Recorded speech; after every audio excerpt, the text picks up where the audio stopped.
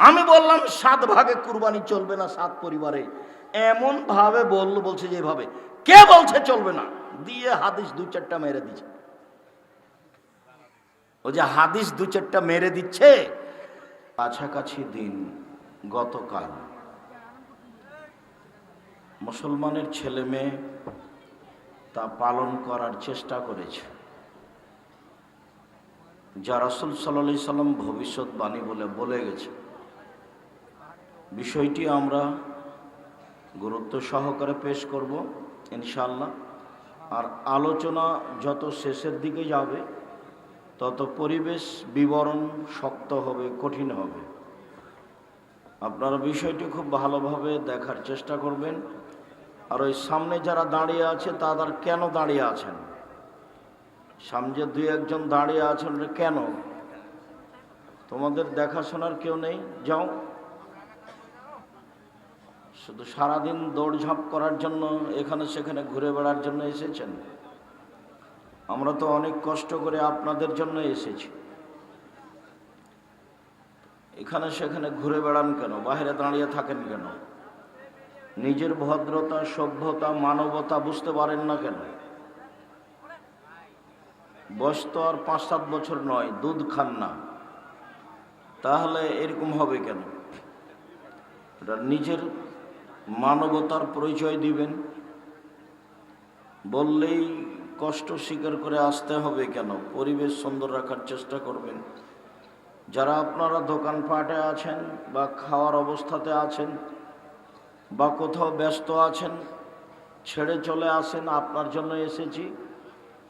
আর আজকে আপনাকে অনেক গুরুত্বপূর্ণ কথা শোনাবো ইনশাআল্লাহ, যা আমাদের চরিত্র ইহুদি খ্রিস্টানদের চরিত্রের সাথে মিশে যাবে মর্মে।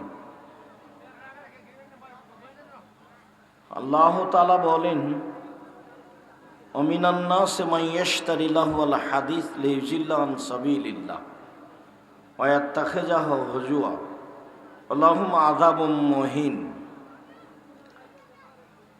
আর যারা খেল তামাশা, গান বাজনা, বাদ্যযন্ত্র ক্রয় করে, আল্লাহ বলেন মানুষের মধ্যে হতে যারা গান বাজনা, খেল তামাশা, বাদ্যযন্ত্র ক্রয় করে অজ্ঞতাবশত, যার জ্ঞান আছে, বুদ্ধি বিবেক আছে, সে গান বাজনা, খেল তামাশার মাধ্যম ক্রয় করবে না। তাই আল্লাহ বলছেন যে অজ্ঞতাবশত, জ্ঞানহীন অবস্থায়, মূর্খতা অবস্থায় যদি গান বাজনা, খেল তামাশা, বাদ্যযন্ত্রের মাধ্যম ক্রয় করে, তাহলে আল্লাহুম আযাবুম মুহিন, তাদের জন্য রয়েছে অপমানজনক শাস্তি। অপমানজনক, মনে রাখা ভালো হবে যে আল্লাহ তাআলা কিছু জায়গায় বলেছেন অপমানজনক শাস্তি, আর কিছু জায়গায় বলেছেন কষ্টদায়ক শাস্তি, আর কিছু জায়গায় বলেছেন কঠিন শাস্তি। তো কঠিন শাস্তি আর কষ্টদায়ক শাস্তি আর অপমানজনক শাস্তির মধ্যে পার্থক্য কি, এবং কেনই বা তিনি অপমানজনক শাস্তির কথা বললেন? যেসব পাপগুলি মনের সাথে জড়িত, যেসব পাপগুলিতে মানুষের ক্ষতি হয় না, মনের সাথে জড়িত, সেগুলো পাপের পরিণামে আল্লাহ তাআলা বলেন অপমানজনক শাস্তি। যেমন টাকনুর নিচে প্যান্ট পায়জামা লুঙ্গি পরলে কালীন, ওকে আমি পাপী করবই করেই ছাড়বো, তাকে আমি জাহান্নামে যাব, আর আদমের ছেলে মেয়ে জান্নাতে যাবে, এটা আমি করতে দিব না।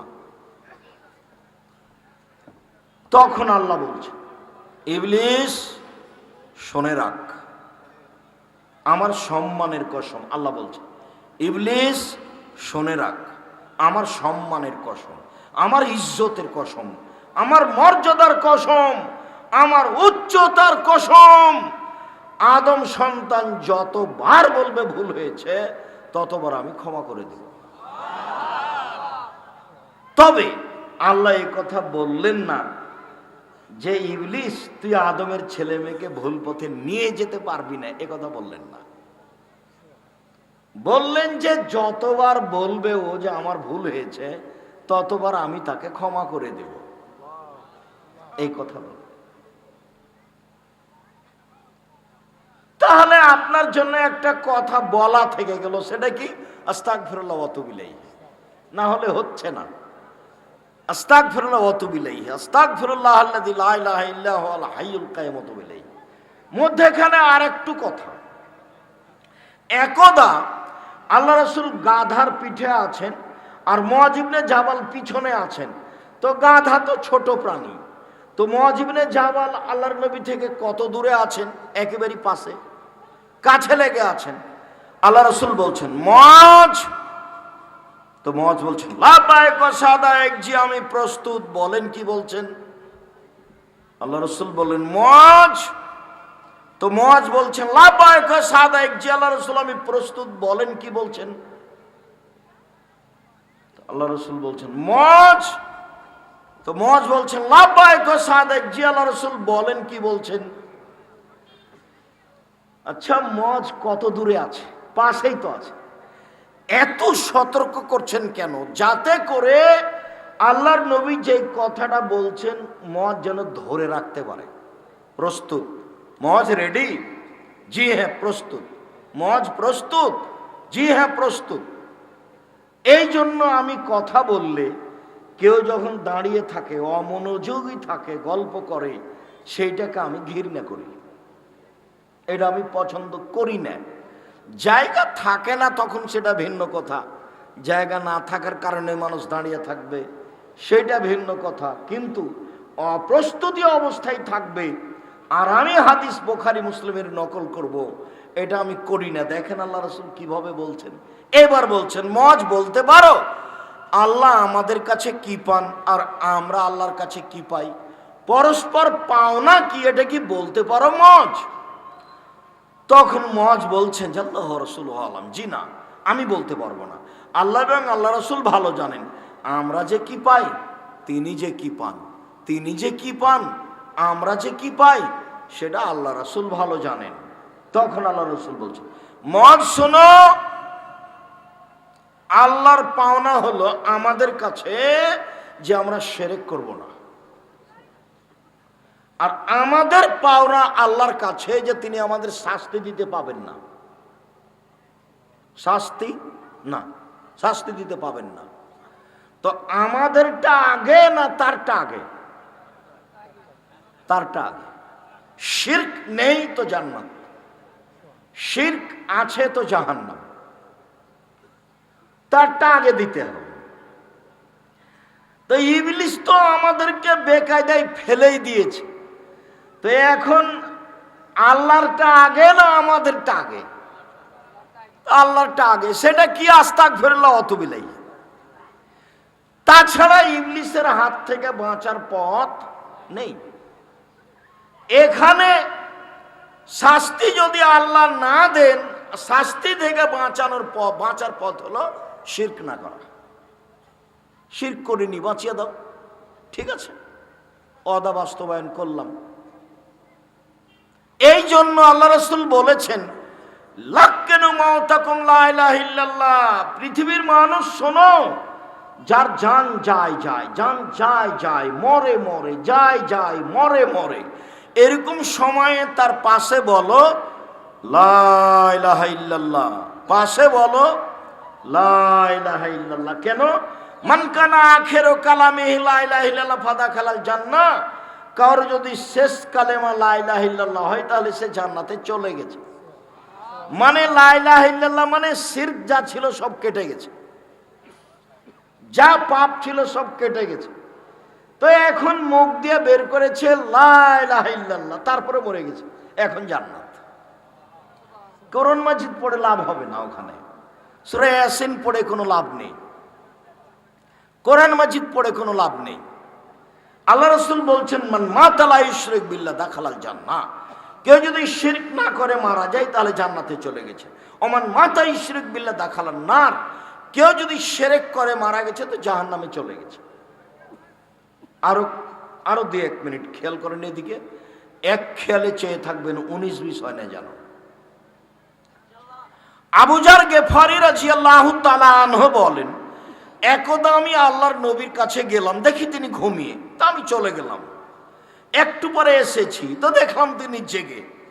আমাকে দেখেই বলছেন, আবু যার গেফারি শোনো, কেউ যদি অন্তর থেকে বলে লা ইলাহা ইল্লাল্লাহ মুখলিসান বিকলবিহি, অন্তর থেকে যদি বলে লা ইলাহা ইল্লাল্লাহ, তাহলে সে জান্নাতে চলে গেছে। তখন আমি বললাম, আল্লাহর নবী, জেনা করলেও যাবে, চুরি করলেও যাবে? তা আল্লাহ রাসূল বললেন, জেনা করলেও যাবে, চুরি করলেও যাবে। আমি বললাম যে আল্লাহ রাসূল, জেনা করলেও যাবে, চুরি করলেও যাবে? তা আল্লাহ রাসূল বললেন, জেনা করলেও যাবে, চুরি করলেও যাবে। আর বললেন, আবু যার, আমি বলছি যাবে, তুমি আপত্তি করার কে? তোমার নাকটা মাটিতে মিশে যাক। হাদিস বুখারী মুসলিম। এখানে একটু কথা আছে, আর একটা হাদিস বলি, তারপর এই কথাটুকু বলবো ইনশাআল্লাহ, খুব খেয়াল করে থাকবেন। এটা হলো আবু যার গেফারি আর আল্লাহর নবী একসাথে। এইবার আবু হুরায়রা রাদিয়াল্লাহু তাআলা আনহু আর আল্লাহর নবী একদা সাহাবীগণের মধ্যে থেকে উঠে বাইরে যেতে লাগলেন, বাগানের দিকে যাচ্ছেন। তা আমি পিছে পিছে আছি, আমি আবু হুরায়রা। একবার তিনি এরকম দেখলেন, দেখে বলছেন, ও আবু হুরায়রা? তা আমি বললাম, জি আমি আবু হুরায়রা। তো দুইজন হাঁটছি, বেশ কিছুক্ষণ হাঁটলাম। একটু পরে আমাকে বলছেন, আবু হুরায়রা তুমি এখানে থামো, আমি আসছি। আমি থামলাম, চলে গেলেন, আর আসছেন না। ব্যাপারটা কি? কোনো দুর্ঘটনা ঘটলো নাকি? কোথায় তিনি? তাকাতে দেখে ওই যে আসছেন। কাছাকাছি তখন বলছেন, ওয়ানজানা ওয়ানসারাকা, চুরি করলে জেনা করলেও যাবে। ওয়ানজানা ওয়ানসারাকা, চুরি করলে জেনা করলেও যাবে। ওয়ানজানা ওয়ানসারাকা, চুরি করলে জেনা করলেও যাবে। আমি খালি দেখছি, কি রে, আল্লাহ রাসূল কার সাথে কথা বলছেন? কাউকে তো দেখতে পাই না, কে কার সাথে কথা বলছেন? এবার পাশে চলে এসেছেন। তো বললাম, আল্লাহর নবী, আপনি কার সাথে কথা বলছিলেন? এই যে খালি বলছেন চুরি করলেও যাবে, জেনা করলে যাবে, এটা যে আপনি বলছেন, সে কে? কার সাথে কথা বলছেন? তখন আল্লাহ রাসূল বলছেন, আরে শোনো আবু হুরায়রা, জিবরাইল আমাকে বলছেন, জিবরাইল আমাকে বলছেন, কেউ যদি শিরক না করে মারা যায় তো জান্নাতে চলে যাবে, জেনা করলেও চুরি করলেও। তখন আমি জিনিসটা ভারী মনে করলাম, ভারী মনে করে খালি বারবার বলছি, জেনা করলেও যাবে, চুরি করলেও যাবে। তো জিবরাইল বলছেন, জেনা করলেও যাবে, চুরি করলেও যাবে। আমি বলছি, জেনা করলেও যাবে, চুরি করলেও যাবে। তো জিবরাইল বলছেন, হ্যাঁ, এইভাবে উনি বলছেন। এই কারণে তুমি দেখতে পাচ্ছ না, কেননা জিবরাইলকে মানুষ দেখতে পাবে না, নবী ছাড়া। এক বিছানে জিবরাইল, আল্লাহর নবী, আয়েশার, তিনজন একসাথে এক বিছানে, এক ল্যাপের নিচে তিনজন, জিবরাইল, আল্লাহর নবী, আয়েশা রাদিয়াল্লাহু তাআলা। এখন আল্লাহ রাসূল বলছেন যে, আয়েশা, এই যে জিবরাইল তোমাকে সালাম দিল, এই যে জিবরাইল তোমাকে সালাম দিল। তখন আয়েশা বলছেন, আলাইকা ওয়া আলাইহিস সালাম ওয়া রাহমাতুল্লাহ, আপনাকেও সালাম, জিবরাইলকেও সালাম, আপনাকেও সালাম, জিবরাইলকেও সালাম। তারা ফালা নারা, আপনি তো দেখতে পান, বুঝতে পারেন, আমরা তো দেখতে পাই না। আপনি তো দেখতে পান, বুঝতে পারেন, আমরা তো দেখতে পাই না। এক বিছানে, এক জায়গায়, জিবরাইলকে দেখা যায় না। এইবার এখানে আবার ফিরে আসে মূল কথাই। আচ্ছা, জেনা চুরির চেয়ে বড় বড় পাপ আছে, তো বারবার এ দুটাই বলছেন কেন আবু যার গেফারি?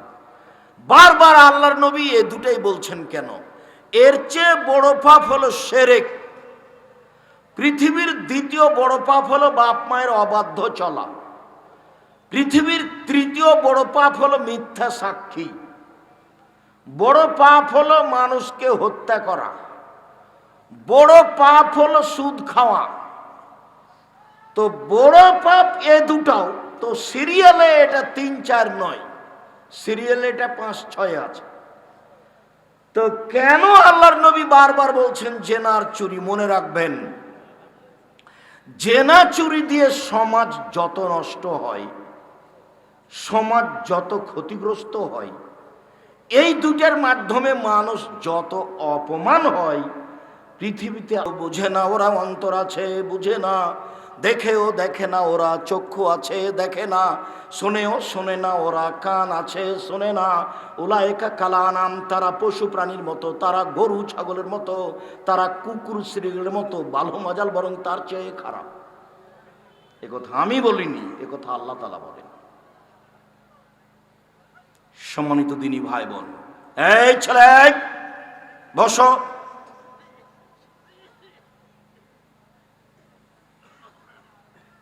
আমি কোনোদিন এটা মানিনি, মানব না।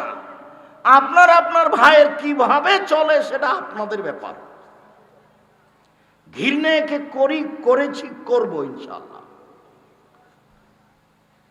সম্মানিত দিনী ভাই বোন, যদিও আমি চেষ্টা করছি জাতিগতভাবে একে উপেক্ষা করা, একে উৎখাত করা, জাতির কাছ থেকে চেষ্টা চালিয়ে যাচ্ছে। সেজন্যই মাঝে মধ্যে বলি, আমার মনে বড় সাধ, এই দেশের মাটিতে আমি উন্নত মানের প্রতিষ্ঠান গড়বই ইনশাআল্লাহ, যেখানে ছেলে মেয়ে বাংলা, ইংরেজি, আরবি উন্নত মানের শিক্ষা অর্জন করে জাতির অন্যায়ের বিরুদ্ধে লড়বে, মুখে কলমে মিটিয়েই লড়বে ইনশাআল্লাহ। তার আমি বাস্তব দেখতে পাচ্ছি। দেশের সর্ববৃহৎ প্রতিষ্ঠান জামিয়া সালাফিয়া, শিক্ষা মানে দেশ বিদেশের শিক্ষক দিয়ে ভরপুর। সৌদি আরব থেকে আসেন শিক্ষক, বর্তমানে আছেন। ইন্ডিয়া থেকে শিক্ষক আসেন, যারা বর্তমানে আছে। দেশের যারা আছে, খালি ভর্তি পরীক্ষায় গতকালকে উপস্থিত হয়েছিল প্রায় সব প্রতিষ্ঠান 2,5-3 হাজার মতো। একটা প্রতিষ্ঠানে উপস্থিত হয়েছি, তো পাগড়ি পরায় যেগুলো হাফেজ, 3-4টা হাফেজ পাগড়ি পরাচ্ছে। তো শেখ জোহানি, মোহাম্মদ জায়েদ আল জোহানি, সাবেক প্রফেসর মদিনা বিশ্ববিদ্যালয়, মদিনেরই মানুষ। তা আমাকে বলছে যে আব্দুর রাজ্জাক, আপনি আপনার প্রতিষ্ঠানে ছেলেদেরকে পাগড়ি পরান না কেন? আমি বলছি যে অন্তত 50 জন হবে হাফেজ এক বছরে, 50-55 জন। একটা মাদ্রাসাতে, হিফজখানাতে যত ছাত্র আছে তত ছাত্র ওখানে কোরআন হিফজ করে এক বছরে, তাই কয়টার পাগড়ি পরাবেন? মঞ্চে নিয়ে এসে মঞ্চ ভর্তি হয়ে যাবে, মানুষ বসবে কোথায়, এগুলো কি করবে কোথায়? যার কারণে সাধারণত এটা করা হয় না। শিক্ষা মানে শিক্ষক গুণে দেশ বিদেশের বড় বড় শিক্ষক, আয়াতনে বিশাল প্রতিষ্ঠান। আপনার বাড়ির পাশে যেটা, সেটা এটা প্রায় এখন 100 বিঘা জমির উপরে। রূপগঞ্জ, নারায়ণগঞ্জ, ঢাকা, কাঞ্চন ব্রিজ, বাণিজ্য মেলার পিছনে প্রায় 100 বিঘা জমির উপরে। যেটা রাজশাহীতে সেটা প্রায় 40 বিঘা জমির উপরে। যেটা মহিলা শাখা সেটা প্রায় 60 থেকে 70 বিঘা জমির উপরে। দিনাজপুরে প্রায় 20 বিঘা জমির উপরে। এরকম 8-10 বিঘা জমি আছে ফেনীতে, এইভাবে 8-10 বিঘা জমি আছে ময়মনসিংহে, এইভাবে 8-10 বিঘা জমি আছে কুষ্টিয়াতে, এরকমই কাছাকাছি পরিমাণ জমি আছে যশোরে, এইভাবে কিছু জমি আছে বগুড়ায়। প্রায় দেশে জামিয়া সালাফে গড়বে সময়ের ব্যবস্থা ইনশাআল্লাহ, ব্যবধানে ইনশাআল্লাহ। এরকম জমি আছে আপনার এতে, ওই চট্টগ্রাম শহরে ইনশাআল্লাহ সময়ের গতিতে সব ব্যবস্থা হবে। বরিশালে চলমান রয়েছে। আমি আপনার দুয়ার দিকে খালি চেয়ে আছি। দেশের সর্ববৃহৎ প্রতিষ্ঠান জামিয়া সালাফিয়া, শিরক মুক্ত প্রতিষ্ঠান জামিয়া সালাফিয়া, বিদআত মুক্ত প্রতিষ্ঠান জামিয়া সালাফিয়া, হিংসা মুক্ত প্রতিষ্ঠান জামিয়া সালাফিয়া, দল মুক্ত প্রতিষ্ঠান জামিয়া সালাফিয়া, সংগঠন মুক্ত প্রতিষ্ঠান জামিয়া সালাফিয়া, একসাথে বসে আছে 65-70 জন শিক্ষক। কেউ কারো ব্যাপারে মুখ খুলতে পারবে না। দল সংগঠনের কথা কেউ মুখ দিয়ে বের করতে পারবে না। যে আমি বলেছি জেহেনটা, অন্তরটা খাটো করবেন না, মনটা ছোট করবেন না, জেহেনটা প্রশস্ত রাখবেন, কারো বিরুদ্ধে মুখ খুলবেন না। কেউ যদি ধুইয়া ছেড়ে দেয় তবু মুখ খুলবেন না। দেখছেন না কিছুদিন আগে কেমন ধুয়ে দিল, খুব ভালোভাবে দেখলেন। এসব পাতা আমাদের পড়ার প্রয়োজন নেই। আমি কোনোদিন পিছন দিকে দেখি না কি আছে, দেখা লাগে না। আর কোনো কাজ চিন্তা ভাবনা করা লাগে না, এর সামনে দাঁড়িয়ে আছে তাই করি, আলহামদুলিল্লাহ। এতদিন 32 লক্ষ টাকা বেতন লাগছিল মাসে, 32 লক্ষ টাকা বেতন। প্রত্যেক দিন বিকালে লেবার মিস্ত্রি বিল 30,000, 40,000, 50,000, 1 লাখ এরকম আছে প্রত্যেক দিন। জমি কিনা তো আছেই। এইখানে যেটা আপনার রূপগঞ্জ নারায়ণগঞ্জ মসজিদ যে অংশ শুরু হয়েছে তার পাইলিং খরচ আছে প্রায় 2 কোটি টাকা, মেঝে ঢালাই আছে প্রায় 2 কোটি টাকা। যান দেখে আসেন। এই যে 13-14 সম্মেলন আছে, যাবেন, মনটাকে ফ্রি করে যাবেন। দেখা দরকার নিজের জিনিস, সঠিক আকীদার জিনিস। বিশাল প্রতিষ্ঠান, আলহামদুলিল্লাহ, সঠিক আকীদার মানুষ। আমি চেষ্টা চালিয়ে যাচ্ছি, আল্লাহ তুমি কবুল করো। আল্লাহ। বলছিলাম সম্মানিত দিনী ভাই বোন, আল্লাহর নবী কানে আঙ্গুল দিয়ে গান বাজনা থেকে সরে গেলেন। সেই গান বাজনা আপনার দোকানে চলে, আপনাকে কেন খারাপ লাগে না? আপনার চরিত্র ইহুদি খ্রিস্টানের সাথে কেন মিলে গেল? হিন্দুদের সাথে কেন মিলে গেল? আপনার বিবাহ শাদীতে গান বাজনা বাদ্যযন্ত্র কেন চলে? আপনাকে খারাপ লাগে না কেন? আপনার চরিত্র হিন্দুদের সাথে মিশে গেল কিভাবে? আল্লাহ রাসূল এই কথাই বলছেন। একটু আবু মালিক আশআরী রাদিয়াল্লাহু তাআলা আনহু বলেন, রাসূল সাল্লাল্লাহু আলাইহি সাল্লাম বলেছেন, লা ইয়াসরাবান্না নাস মিন উম্মতি আল খামরা, আমার উম্মত মদ খাবে, ওয়াইসমুনা হবে গেরে ইসমেহা, নাম দিবে অন্য। এই কথাটা আপনাকে একটু স্পষ্ট করি। আমি কিন্তু বহুদিন থেকে বলে আসছি, সেটাই হলো পেপসি, ঠান্ডা, কোকাকোলা, আরসি। এক শ্রেণীর মানুষ বলেছেন না এটা নয়। তখন আমি বলেছি আচ্ছা ঠিক আছে, 1 মিনিটের জন্য 5 মিনিটের জন্য ধরে নিলাম যে ঠান্ডা, পেপসি, কোকাকোলা, আরসি নয়, তো সেইটা কোনটা আপনি একটু বলেন না। আল্লাহর নবী যে বললেন আমার উম্মত মদ খাবে, নাম দিবে অন্য, তো বলেন সেটা কোনটা? আপনি যদি বলেন সেটা ইয়াবা, তাহলে ঠিক হবে না। কেন? সবাই বলে এটা মদ। আপনি যদি বলেন সেটা হিরোইন, তাহলে এটা ঠিক হবে না। কেন? সবাই বলে এটা মদ। আপনি যদি বলেন সেটা গাঁজা, তাহলে ঠিক হবে না। কেন? সবাই বলে এটা মদ। আপনি এমন নাম বলেন যেটা মানুষে খাচ্ছে মদ, অথচ নাম দেওয়া আছে অন্য, সেটা বলে কোনো কথা নাই। শুধু খালি বিরোধিতা, বিরোধিতা তো অভাব নাই। আমি বললাম 7 ভাগে কুরবানি চলবে না 7 পরিবারে, এমন ভাবে বলছে যেভাবে, কে বলছে চলবে না? দিয়ে হাদিস 2-4টা মেরে দিচ্ছে। ও যে হাদিস 2-4টা মেরে দিচ্ছে, আমি আব্দুর রাজ্জাক বিন ইউসুফ, আপনার হুজুরের চেয়ে আমার মেধা বেশি নয়, তবে আমি চর্চা করি বেশি। আপনার হুজুরেরই মেধা বেশি। আমি তো 27 বছর থেকে ফতোয়া লিখছি, 16 সাল থেকে ফতোয়া বোর্ড পরিচালনা করি। আমি যখন ফতোয়া বোর্ডে বসি তখন আমার সামনে বড় বড় বিদ্বান, ইন্ডিয়া জামিয়া সালাফ বানারসের হেড মুহাদ্দিস, যিনি বুখারীর শিক্ষক, তিনি আপনাদের জামিয়া সালাফে বুখারীর শিক্ষক, তিনি আমার সামনে বসে থাকেন।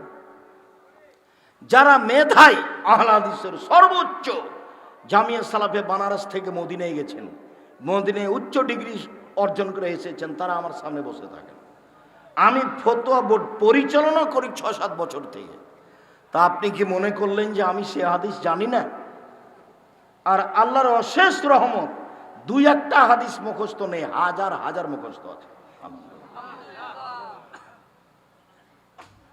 আপনি এমনিতেই ঢাকা পড়ে যাবেন, তারপরও মনে করি যে আপনার গোড়া বহাল থাক, কিন্তু আপনাকে মনে রাখতে হবে যে আপনি ভুল পথে আছেন। 7 জনে কুরবানি আর 7 পরিবার দুটা এক নয়। আমি বলেছি 7 দিনেই আকিকা দিতে হবে, 14 দিনে 21 দিনে হাদিস ঠিক নয়। কেন আপনার মেজাজ এরকম হয়, সঠিক উপরে যায় না কেন? যাওয়া উচিত, ভাবা উচিত। সম্মানিত দিনী ভাই বোন,